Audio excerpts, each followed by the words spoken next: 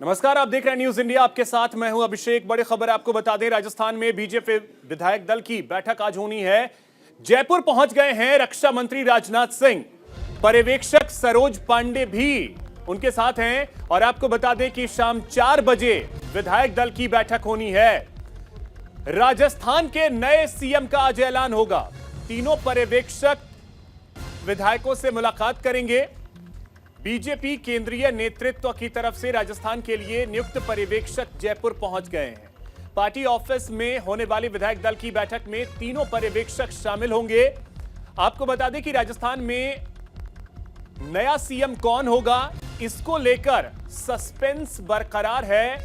ये देखिए, वसुंधरा राजे, सीपी जोशी स्वागत करते हुए पर्यवेक्षकों का।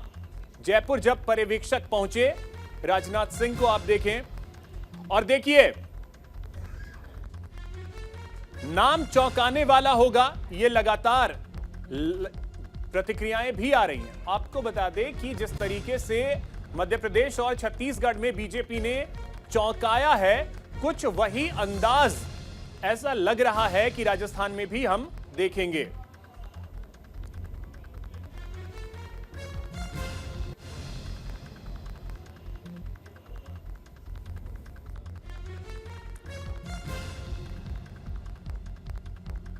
तो ये देखिए, तस्वीरें हम आपको दिखा रहे हैं जयपुर की।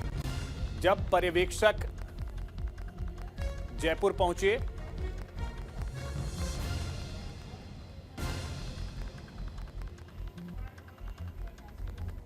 तो देखिए, कई चेहरे इस समय चर्चा में हैं, लेकिन वो एक चेहरा कौन होगा, ये सबसे बड़ा सवाल है। हम आपको बता दें कि राजस्थान में कुल 199 विधानसभा सीटों पर मतदान हुआ, जिसमें बीजेपी ने 115 सीटें जीती। और इस जीत के बाद सबसे बड़ी चुनौती थी चेहरा चुनना, और चेहरा चुनने के लिए प्रयास जो है वो लगातार किए जा रहे हैं। इस समय जयपुर से हमारे राजस्थान के रेजिडेंट एडिटर सुनील जी हमारे साथ जुड़ रहे हैं। सुनील जी, धीरे धीरे समय नजदीक आ रहा है। अब तो पर्यवेक्षक भी जयपुर पहुंच गए हैं। पार्टी दफ्तर पहुंचने में लगभग आधे घंटे का समय लग सकता है। क्या अपडेट, क्या जानकारी आपके पास? जी हाँ, बिल्कुल। जैसे जैसे समय बढ़ता जा रहा है, वैसे वैसे जो चौंकाने वाले फैसले की हम बात करते जा रहे हैं, तो उसकी धड़कनें बढ़ती जा रही लोगों की। और एक और अपडेट मैं आपको बता दूं कि मंत्री कैलाश चौधरी चार्टर्ड प्लेन से जयपुर के लिए रवाना हुए हैं। ये भी अपने आप में एक चौंकाने वाला फैसला है कि पता नहीं इसके क्या मायने लगाए जा सकते हैं, क्योंकि डिप्टी सीएम के नाम पर भी आज फैसला होना है। मंत्री के बाद डिप्टी सीएम भी चुने जा सकते हैं। और राजनाथ सिंह अभी थोड़ी देर में बीजेपी ऑफिस पहुंचेंगे। उससे पहले जितने भी नए चुने हुए विधायक हैं, वो सभी नए चुने हुए विधायकों का टीका लगाकर उनका यहाँ स्वागत किया जा रहा है, उनका रजिस्ट्रेशन किया जा रहा है, उन्हें अंदर बिठाया जा रहा है और इंतजार किया जा रहा है कि कब पर्यवेक्षक आए। और 4 बजे जब विधायक दल की बैठक हो, सबसे चर्चा की जाएगी। अभी जो सबसे बड़ी अफवाहों का बाजार है, या चर्चाओं का बाजार जिसे कह सकते हैं, वो ये है कि अगर नया नाम आता है तो शॉकिंग होगा, और अगर पुराने नाम में से कोई और नाम होगा तो वो डबल शॉकिंग होगा। अब इंतजार इस बात का है कि शॉकिंग न्यूज़ आती है, सरप्राइजिंग नाम आता है, या डबल सरप्राइजिंग नाम भी आ सकता है, जिसके बारे में चर्चा चली, लेकिन लोग फिर पीछे हट गए कि नहीं, वो नहीं हो सकता, कोई और नाम हो सकता है। तो इस समय बिल्कुल बहुत रोचक अंदाज में बीजेपी के दफ्तर के बाहर का नज़ारा है, जहां हर व्यक्ति अपना एक नया नाम लेकर एक दूसरे से चर्चा कर रहा है। 115 विधायक में से वो एक कौन विधायक होगा जिसे वो कमान मिलेगी, ये सबसे बड़ा सवाल है। नाम जो भी हो, चौंकाने वाला है, ये तो तय है। लेकिन अब अगर उन 115 से 115 विधायक से इतर अगर कोई नाम होता है, तो उसके बारे में भी जरा सा आपसे समझना चाहूंगा कि 115 के अलावा वो 2, 4, 5 नाम कौन कौन से हैं। जैसे आप कैलाश चौधरी के बारे में बता रहे हैं, उसके अलावा और कौन कौन से नाम हैं जो ज्यादा इस समय चर्चा में है? जी जी जी, मैं वही कह रहा हूं कि 115 नाम तो विधायकों के हैं, और जिस प्रकार से एमपी और छत्तीसगढ़ में हुआ, आज हर एमएलए ये सोच सकता है कि हाँ, हो सकता है मेरा नाम भी हो सकता है किसी का भी नाम हो सकता है, क्योंकि बीजेपी में कुछ भी संभव है।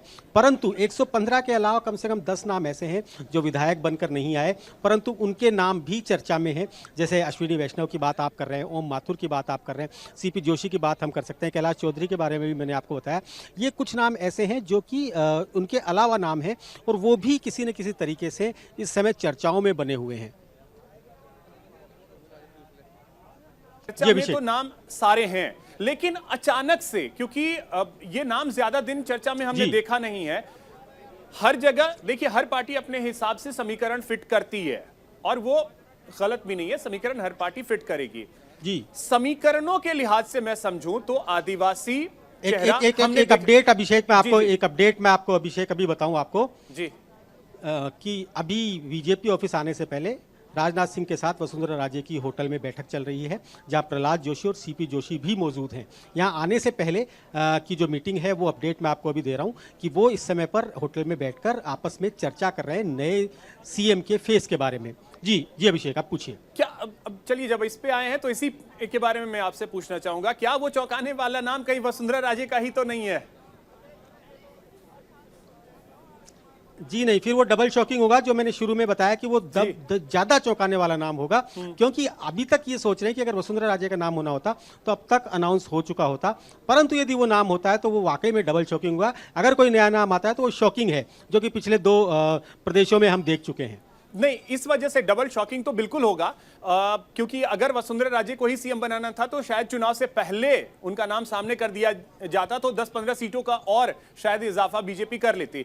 लेकिन उससे भी ज्यादा इंपॉर्टेंट अब यह है कि कुछ खबरें ऐसी छन के आ रही हैं कि 1 साल के लिए वसुंधरा चाहती है कि सीएम बने, और बीजेपी के लिए भी क्या यह मुफीद हो सकता है, क्योंकि 3 महीने बाद इलेक्शन के मोड में चली जाएगी बीजेपी, और 25 की 25 सीटें राजस्थान से बीजेपी को चाहिए होंगी। तो ऐसे में वसुंधरा को नाखुश ना करे बीजेपी, ये भी प्लानिंग हो सकती है।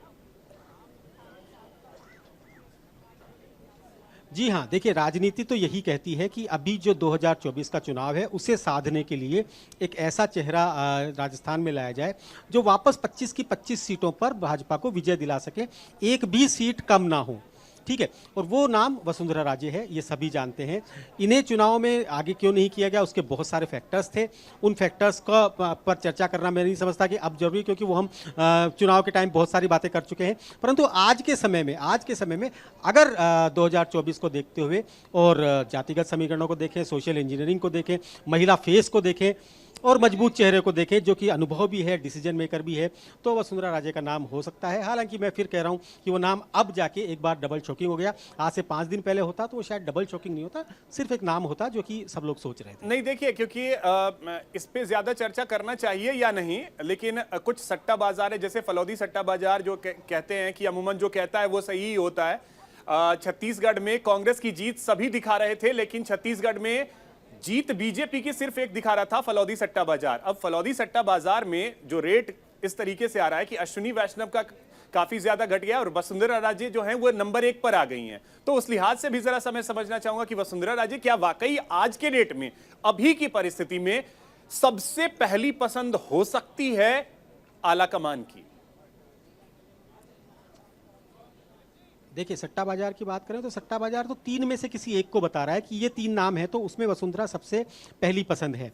अब अगर बीजेपी के तरीके को देखें तो उसमें तो 3 का तो नाम है ही नहीं, वो तो किसी एक को लेते हैं सामने से, तो वो बात होती है। सट्टा बाजार जब कैलकुलेट करता है तो वो किसी न किसी नाम पे कैलकुलेट करता है कि अगर ये 3 नाम है, अगर ये 4 नाम है, अगर ये 5 नाम है, तो यहाँ पर किसकी रेट क्या होगी, जिसमें वसुंधरा राजे इस समय नंबर 1 पे चल रही हैं। ये बात बिल्कुल सही है। सेकंड अश्विनी वैष्णव और ओम बिरला की बात करें तो वो लोग भी उस लिस्ट में शामिल है, परंतु उस लिस्ट में 115 नाम नहीं थे। उस लिस्ट में बाकी जो दूसरे हम जिन नामों की चर्चा कर रहे हैं वो नाम नहीं थे, वो नाम सिर्फ ये 3 ही थे। इसलिए उन नामों में अगर लोकप्रियता की बात देखा जाए तो उन नामों में तो वसुंधरा राजे नो डाउट लोकप्रिय है। अच्छा, ये एक और चीज है, अगर चर्चा की बात कर ले तो गजेंद्र सिंह शेखावत, अश्विनी वैष्णव, ओम बिरला, इनका नाम भी चर्चा में है।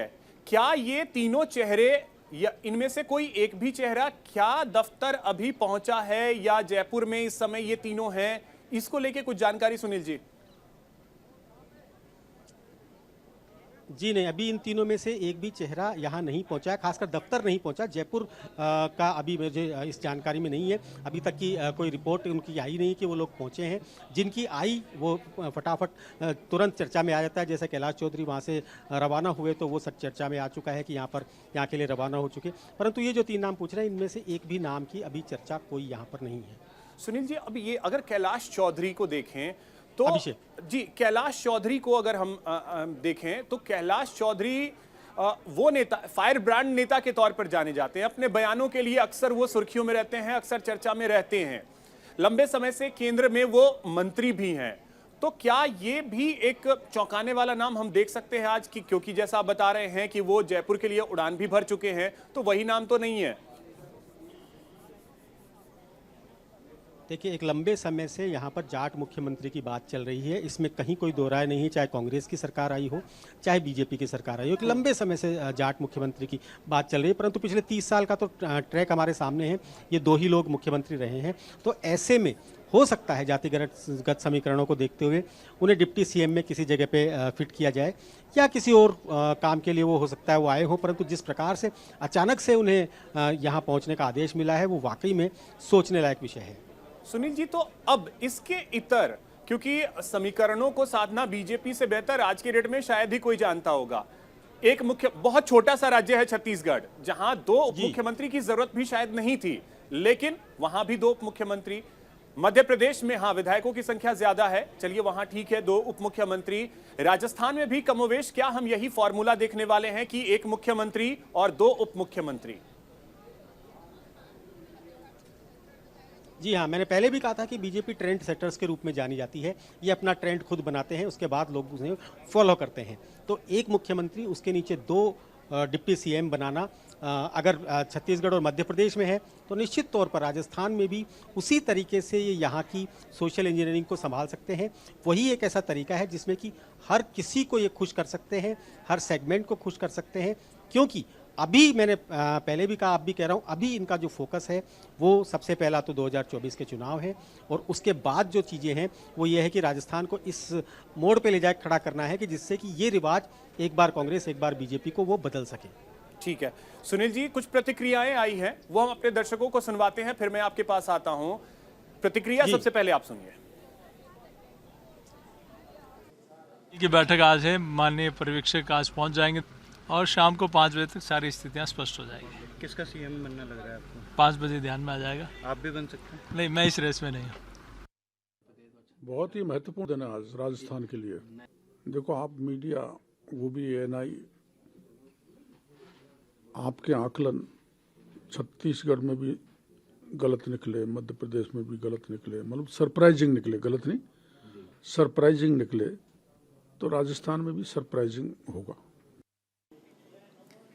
तो देखिए, जो भी चेहरा होगा वो सरप्राइजिंग होगा, और ये दोनों नाम भी चर्चा में है। सुनील जी, ये दोनों नाम भी चर्चा में हैं।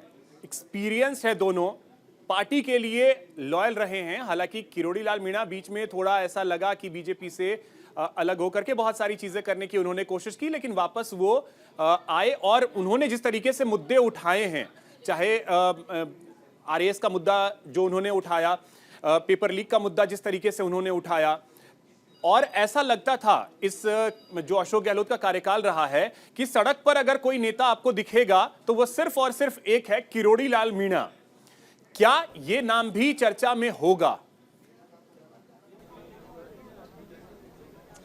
देखिए, किरोड़ी लाल मीणा अपने आप में एक आंदोलन पुरुष है, उनके बारे में किसी को बहुत ज़्यादा बोलने की ज़रूरत नहीं है। किरोड़ी लाल मीणा मतलब आंदोलन, अगर वो किसी भी तरह के आंदोलन में इन्वॉल्व हो जाते हैं तो निश्चित तौर पर ये माना जाता है कि वो आंदोलन सफल होगा और उसमें सरकार को मांगे मारनी पड़ेगी, या जिसके खिलाफ भी वो आंदोलन किया जा रहा है वो झुक जाएगा।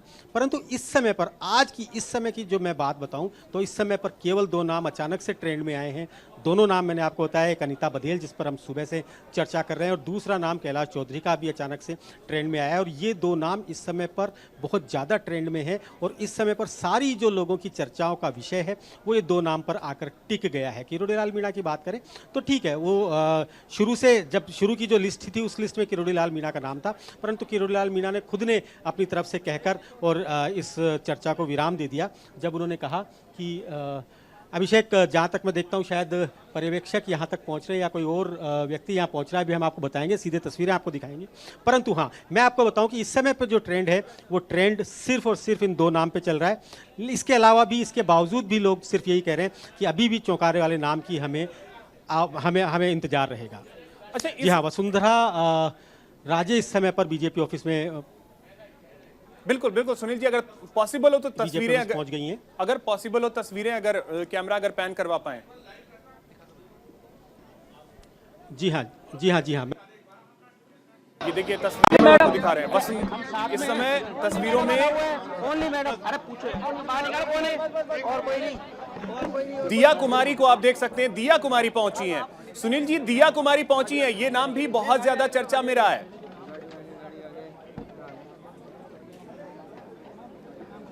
में है, जिस दिन से ये इन्होंने अपना फॉर्म भरा था उस दिन से चर्चा में है, और जिस प्रकार से इन्होंने जीत हासिल की थी, जयपुर की सभी विधानसभा सीटों में सबसे ज़्यादा वोट से इन्होंने जीत हासिल की थी, वो अभी प्रवेश किए हैं बीजेपी दफ्तर में, और वो सारी चीज़ों को ये पूरा करती हैं क्योंकि ये राजसमंद से सांसद रह चुकी हैं, सवाई माधोपुर से जीत चुकी हैं, राज परिवार से संबंधित हैं, महिला हैं, और जिस प्रकार सोशल इंजीनियरिंग की बात हम कर रहे थे कि कोई से भी दो चीज़ें जो हैं, या तो सवर्ण या दलित, उनमें से एक नाम हो सकता है, तो वो दिया कुमारी का नाम है, जो कि इस समय है। इनके पिताजी भवानी सिंह जी थे, वो भी राजनीति में थे, परंतु वो कांग्रेस से थे, और दिया कुमारी ने उसके बाद बीजेपी ज्वाइन की, और पिताजी के खत्म होने के बाद बीजेपी ज्वाइन की, और अब वो बीजेपी में एक बड़ा नाम यहाँ पे राजस्थान में बन चुकी है।